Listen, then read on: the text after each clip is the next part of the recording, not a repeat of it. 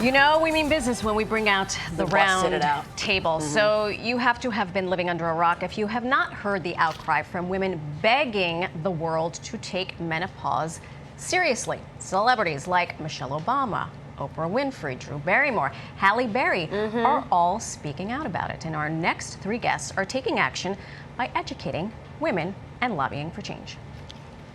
So they say that menopause is inevitable, but suffering through it is not. You don't have to do it, all right? The M Factor, Shredding the Silence on Menopause. The author, Pix 11 family member, friend of ours, Tamsen Fadal, board-certified OB-GYN menopause specialist and author of The New Menopause, Dr. Mary Claire Haver, and of course, friend of the show, Dr. Michelle Henry, board-certified dermatologist and clinical instructor of dermatology. They're joining us this morning for a very important roundtable discussion. Ladies, welcome, and thank you for sharing your time with us. Good morning. Good morning. Yeah. Dr. Haver, we're going to start with you. Okay. You have amassed more than 4 million followers on your social media platforms. You have a message that has obviously resonated with many, many people. So why do you think that is?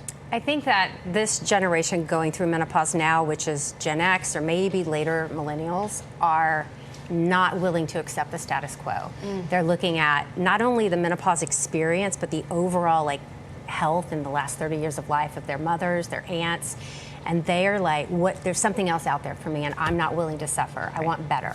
I want better. And it's interesting because I was thinking about this. I'm sure people who turn on the television say, oh my God, there are 5 broads talking about menopause. Here we go. Taboo, taboo, taboo. But we mentioned you're either going through it or you know someone who has gone through it, and the things that happen to us vary. So can you touch on that a little bit, please? So the average age of menopause is 51, but normal is still 45 to 55.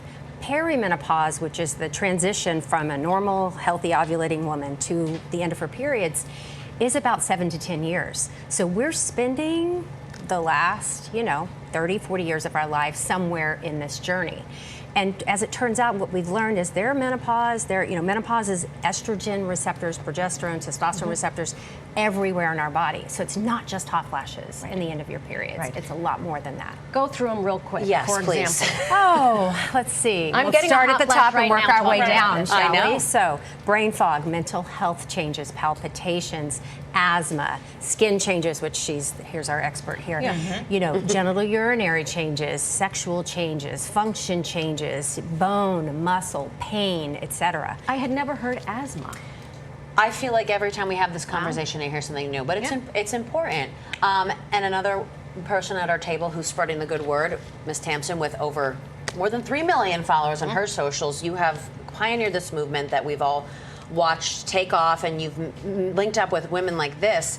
And you have said, and it's been said, that by 2025, 1 billion women, billion with a B, are going to be in menopause. Okay, that is a lot. Staggering.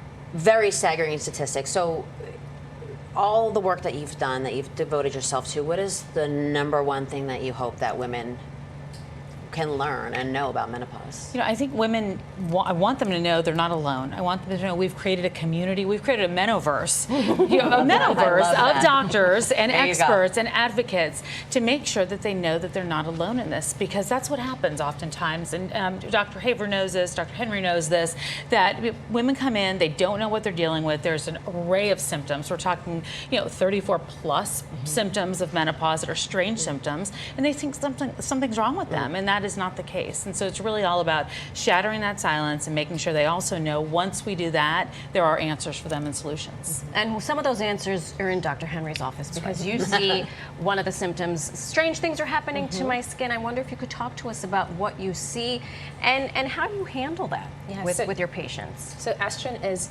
critically important to our skin's health. It's youthfulness, it's resilience. We have receptors throughout all of our skin, and they're actually more concentrated on the face. So as we start to get estrogen depleted, not only losing estrogen, but we're also losing those receptors. So we see lots of changes. So in the perimenopausal period, we start to see acne. That's probably one of the first things I see. Not more acne. I know, like as if going through puberty wasn't enough. Yeah, it's that acne, those changes. And I see women who didn't have teenage acne that are now having this acne. They're so confused. They're stressed. They're seeing the dryness. Then when we hit menopause, that first 5 years, we see a precipitous decline in our collagen. We're seeing 30% of our collagen we're losing in the first 5 years, and then 2% each additional year. So what happens? We start to see fine lines and wrinkles. We start to see that sagginess. Our neck start to sag. We start to see now our eyes are puffy because we don't have that thick skin protecting those bags. We're starting to see thinning, bruising of the skin. Sure. We're more sensitive. Our pH of our skin actually changes. It becomes less acidic, and that acidity is important to protect us from bacteria. So now we're more at risk for infections. So the list goes on and on and on and on, but our skin is suffering. So we need to make sure we're focusing on that. That's why it used to take 2 minutes, remember, in your 20s to get ready for bed, and now it takes like 20 minutes. It's 20 step routine. You've got to moisturize everything, and you've got to find my new places all the time. My fiance is literally like, "Are you getting ready for bed? I can watch the next inning of the ball game because you're gonna be in there for I'll a see you in 20. It is so true, and you know, and it brings up an interesting point because Dr. Haber, you can speak to this. I just always think to my mom, who is in her 60s. Mom, I'm sorry, I'm not going to say exactly how old, but that's who I have this conversation with every day. And she's like, oh, today I'm dealing with this, today I'm dealing with that. And I don't think she even realizes that this all could be tied back to menopause. So is that a common case where women are like experiencing things and they're like, well, what is this? It can't be menopause because that's hot flashes. And you know, you said there's more than 34 symptoms. So one of the big problems is that we're not doing much clinically relevant education around menopause to our clinicians. I maybe got an hour in medical school, and in my OB-GYN residency, I think I had 6 hours in a 4-year curriculum. 1 hour? 1 hour. Of menopause. So many reasons for that. Sure. And that is one of the things I'm trying to advocate for is that every clinician who touches a female has some mandatory menopause training, education as to, we're not just little men with breasts and uteruses, right? We have different skin, we have, our hearts age differently, our bones age differently, and we need to be able to have all clinicians recognize that so that we end up healthier in the long run. Because every woman will go through it. Yes, it's not optional. Tamsen, you have held up this mantle for a very long time. You're one of the leading voices on menopause. What is truly going to cause a paradigm shift? I see it and I feel it already, but I know that you are really leading the charge. Yeah, I think we have to continue spreading this message, and it's going to take all of us. You know, we can't do it with one person. It's going to take all of us. You know, it's about community. It's about shattering the silence. About not feeling shame.